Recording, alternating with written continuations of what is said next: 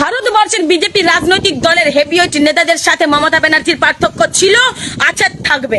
একদম মমতা ব্যানার্জির সঙ্গে বিজেপি নেতার পার্থক্য ছিল, আছে, থাকবে। যেমন মমতা ব্যানার্জি মুখ্যমন্ত্রী থাকাকালীন বাংলাদেশি মুসলিমদের পশ্চিমবঙ্গে ঠাঁই দিয়েছে শুধু ভোট পাওয়ার আশায়। আর বিজেপি নেতা শুভেন্দু অধিকারী মুখ্যমন্ত্রী হওয়ার পর বাংলাদেশি মুসলিমদেরকে পশ্চিমবঙ্গ থেকে বের করে দিয়েছে দেশের স্বার্থে। এটাই তো হলো পার্থক্য।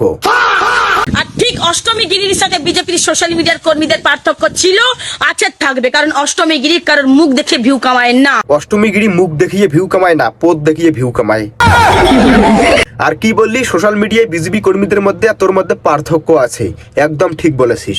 বিজেপির কর্মীরা সত্যিটা বলতে জানে, যেটা ভুল সেটাকে ভুল বলে, আর যেটা সঠিক সেটাকে সঠিক বলে। আর তুই চোখে দেখতে পারছিস যে তোর দলের নেতা নেত্রীরা ভুল করছে, কিন্তু তুই সেটা মানতে চাস না, শুধু ঝগড়া করিস। এটাই তো হলো পার্থক্য।